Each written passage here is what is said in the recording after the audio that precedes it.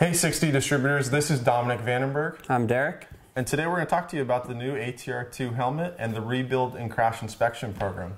As many of you know, we recently introduced the new ATR2 helmet, and one of the key special points to this helmet is that it's now rebuildable. Yes, in the past we were able to rebuild the ATR1 helmet, but that was only something we offered here in the United States, and it wasn't something that we were able to offer globally to all of our customers, as all of you know. The new ATR2 was specifically engineered to simplify this process so that now our partners, you guys, can now offer that to our customers around the globe.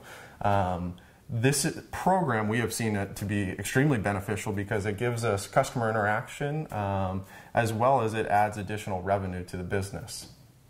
So before we dive into the how-to of the rebuild process, we're going to start with the basics. First off, you need to establish someone within the company to manage the rebuild program and process. You'll also need to pick someone likely from your customer service or sales representative to manage the customer interaction phase of this. We're going to touch on this phase shortly. The next step is getting your website set up for this customer interaction of the rebuild process. We suggest adding a tab or a page to the website for the crash inspection and rebuild program. It can be at the top of the page, it can be at the bottom in the footer of your guys' website. On that page specifically, you're going to need a multitude of things. You're going to need a phone number with the extension to whomever is going to manage the customer interaction side, or an email for them to get a hold of, as well as you're going to want to include your shipping address along with whose attention you would like the helmet to be shipped to. Here in the US, we have it just our address and then attention crash inspection, so that when the helmet comes in, our warehouse guy knows who to bring the helmet to, and we go from there. So the next phase is the process, and we're really going to jump into the meat of it here. First, customer crashes on the weekend. He's out having a good time with his friends, takes a spill. Monday morning, he phones in to 6D. Our inside sales representatives or customer service representatives, oftentimes Derek or one of the other staff members, will field the call and just talk to him about what happened in the crash to learn a little bit more, and then invite them to send the helmet on in for this crash inspection and rebuild program. Upon our initial conversation with our customers, we're going to talk to them about many things. We're going to kind of outline the program for them, how it works, what the costs might be associated with the rebuild program. We're going to give them our address as well as whose attention to put it to. So like I mentioned before, we're going to have it sent to attention crash inspection. We always recommend and tell them to hold on to their comfort liner, their cheek pads, and their helmet bag. If the helmet's not rebuildable and they have us just disregard the helmet at the end, they've still got spare pads and a bag to hold on to. And then lastly, the biggest and most important thing that often happens is we need our customers to put their contact information inside the helmet box that they're shipping to us. Oftentimes we get helmets from FedEx, UPS, and we have no idea who they're from. So we tell them to put their name, their phone number, their email, and even their address. That way so we can get back in contact with them upon receiving the helmet. Once you receive the helmet, it'll be brought to the customer service or sales representative for the initial review. At this time, they're going to start filling out the crash inspection form. This form will be filled out throughout the process, so it won't be filled out completely upon initial review. We are going to provide you a digital copy of this paper form for your team to fill out for the process. So upon your customer service or sales representative filling out this initial form, they'll oftentimes call the customer, and this is a good opportunity for them to not only interact, but to get to know what happened in the crash.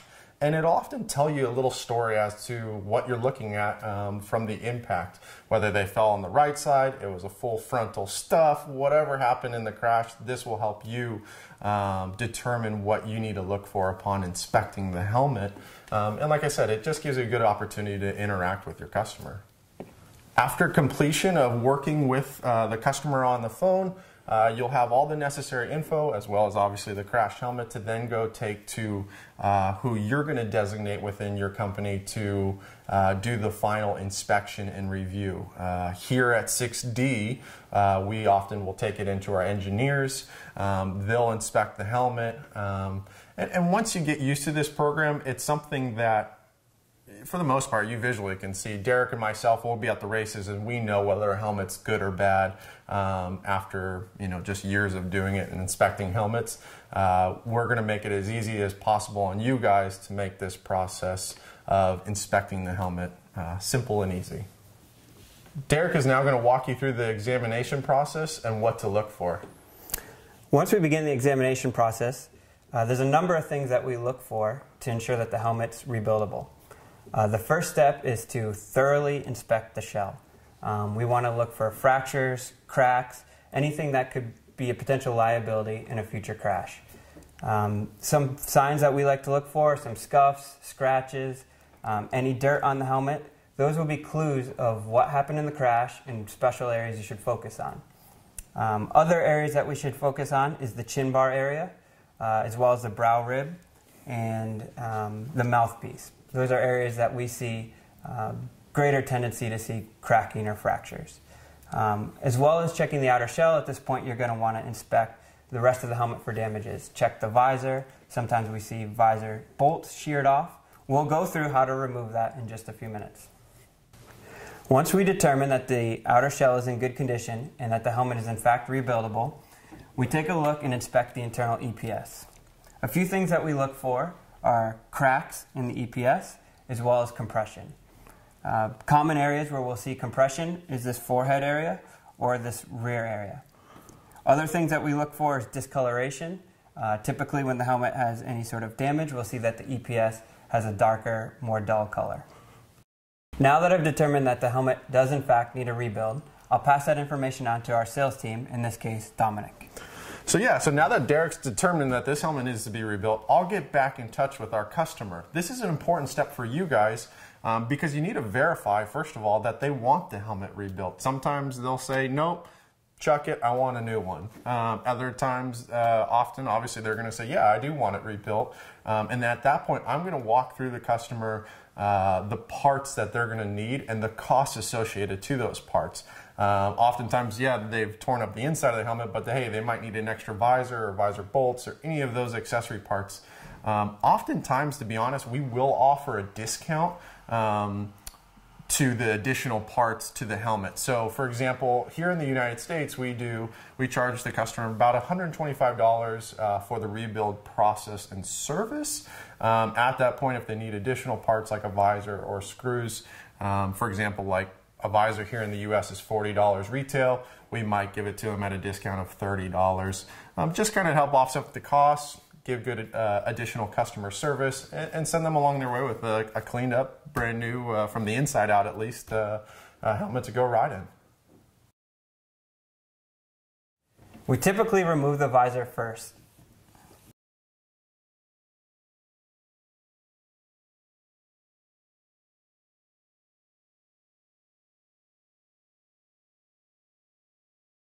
All right, the next step is to remove the glue that's holding the chin bar together.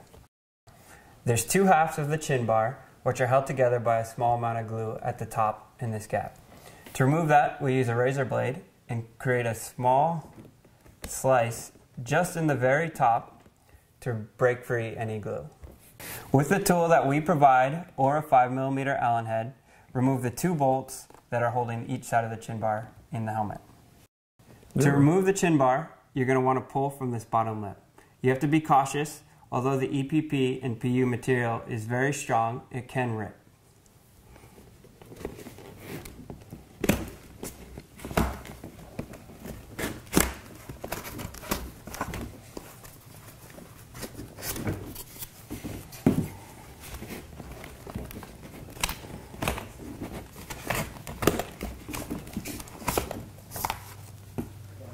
The mouthpiece foam is removable. If it's dirty, you can take the piece out, rinse it, and put it back in. No glue is necessary. The internal EPS liner is held in by 4 pins. There are 2 pins at the bottom rear of the helmet, and the front 2 pins are located behind here and here. This demonstration EPS shows where the pins are that hold the internal EPS to the helmet. There's a pin behind the rear trim tab, as well as in front behind the ODS logo on each side. Here on this cutaway, you can see where the front pin is located. With the tool we provided, pop the pins in these 4 locations.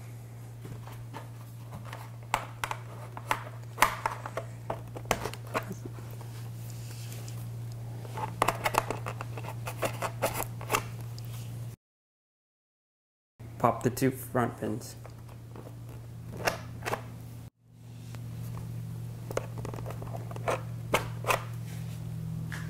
Place the flat side against the EPS between the carrier and push the tool forward.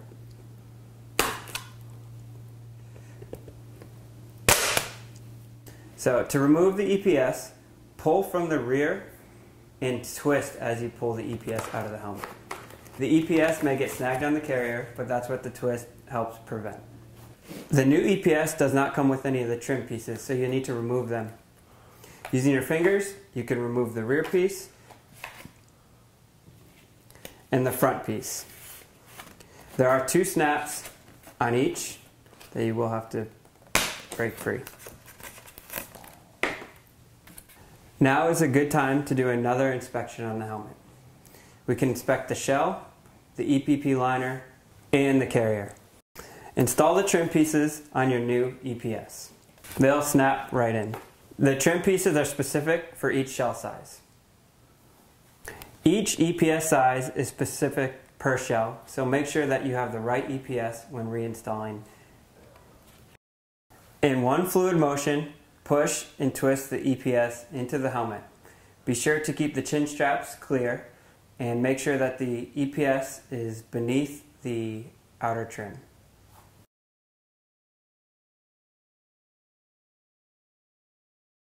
On our sample EPS, this is how the pins should snap into place. Be sure that the pins go into the pin holes and you're not pressing them into the EPS.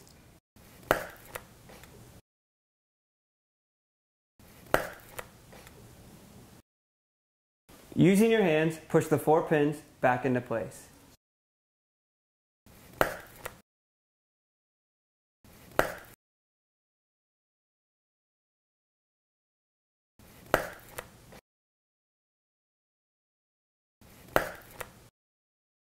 So starting with the left side of the chin bar, slide the chin strap through the chin bar hole. Don't be afraid to flex the end of the chin bar to help put it in place. Repeat the process for the right side.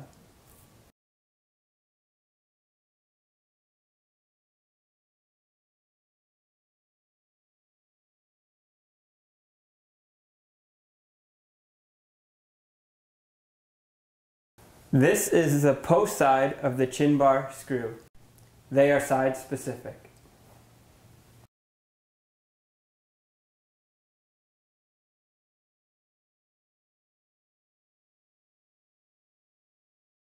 Now we reinstall the visor.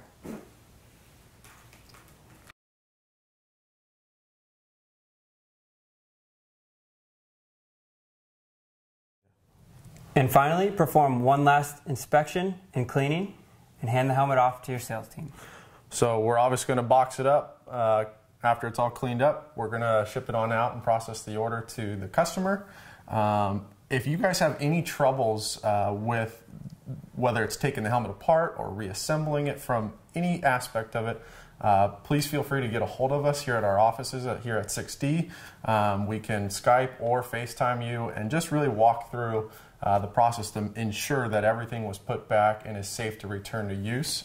If you have any questions or doubt about the shell or damage that you're unsure of, by all means get a hold of us and we'll walk through the process with you. Thank you for your time and thank you for tuning in and thank you for being a partner of 6D.